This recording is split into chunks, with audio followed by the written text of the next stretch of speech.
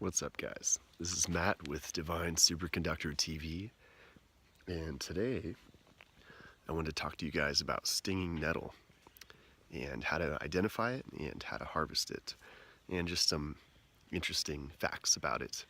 So this is called Urtica dioica, and this is a fascinating plant.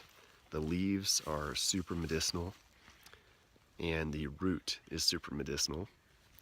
And it contains fibers that can be used for baskets, bowstrings, clothing, really strong fibers in this plant. And it's called stinging nettle, obviously because it stings you. And I had this happen the first time I tried to harvest it, and I got smart and got these dishwashing gloves. So you definitely don't want to pick these by hand. You'll notice that there's little small hairs on these, and that's what stings you. So if you want, you can actually do what I just did here. If you are stranded and you need food, this is one of the highest plants in chlorophyll and in protein.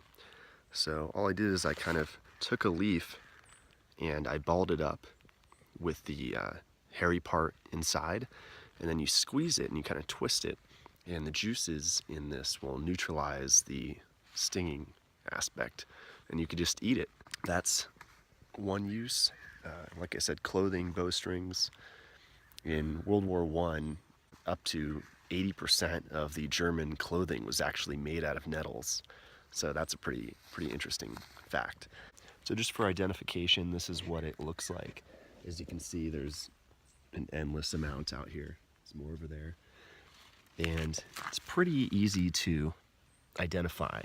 It looks just like this, and if you want to make 100% sure, you can touch it and it'll sting you. Some parts of the year it actually loses its sting, but right now these are super stingy, so I do not want to touch them. You can use these for sting therapy. They actually contain something called formic acid, and that's the same thing that is in bee venom. And some ants have formic acid, and that is an actual medicinal compound. What I'm going to do is take the root and tincture this down. You can make a tea out of the leaves. It's really good for women. I will probably use the fibers as well. The root I'm going to use for its testosterone-freeing properties.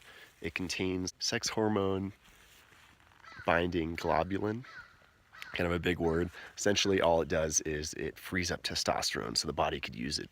Otherwise, if men boost their testosterone, it could actually flip to estrogen, but by taking things like nettle root, it prevents that conversion. So an amazing thing for men. And that is nettle root. So if you see this around, get some gloves and harvest away and get your free medicine. And when you're harvesting it, you want to get it from as close to the ground as possible and just go slow and pull it up. Maybe you'll have to twist. And another thing is to not get the ones that are flowering. So right now, none of these are, so I'm good. But this one I picked is absolutely perfect. You're going to see that red and sometimes even a couple sprouts on the root. The reason you don't want to pick the ones that are flowering is because a lot of the nutrition went into the leaves and left the root. So you want to get all the good stuff in the root, and those are going to be in the ones that have not flowered yet. So I just hit the mother lode with this one. Pretty much when you're harvesting roots, you want to go slow and not pull it up quickly, otherwise you'll break it. So this is a massive root. This will probably take up half my bottle for the tincture. Very cool. And one key caveat, I mean, you can see there's endless amount of nettles out here, but harvest responsibly. I'm not going to harvest all of these. As you can see, this is a fairly large bag that I picked up, and this was probably about 20 minutes of harvesting and pretty much endless nettles. So what I plan to do is dry the leaves, and I'm going to make tea out of that. and then I'm going to tincture the roots. So what I'm going to do here is keep the glove on, of course, and cut off the leaves. And now I'm left with the root. So all I'm going to do is wash this and then transfer it into this jar until I fill this entire jar with the roots. And then I'm just going to pour vodka over it. So just so you guys have an idea of how much I went through right now to make this tincture. Check out this bag. Pretty much didn't make any dent in it. And I already filled this jar with the roots. So I just washed them and packed them in there. This is called a simplest tincture, which means that you just pack the herbs in the jar and pour vodka over it. This is from Costco. And that is all. So let's see how much it takes. Yeah, I thought I would need a little more. So I have another bottle.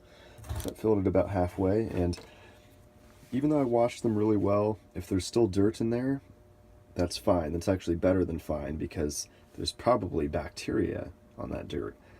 And you can actually ferment them. So this is going to be like way beyond what you would buy in the store, because it's wild crafted and made it yourself, so you know what went into it.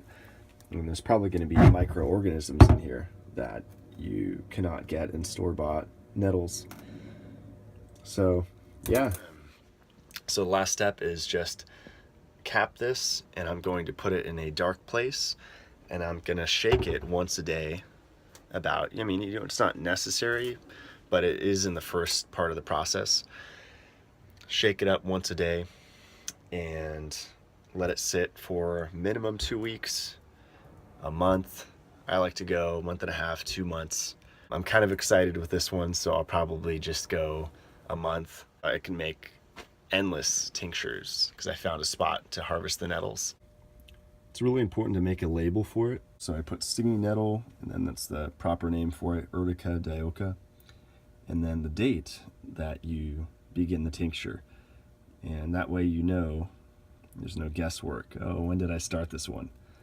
So make a label, don't be lazy. Thanks for watching, and go foraging, get outside.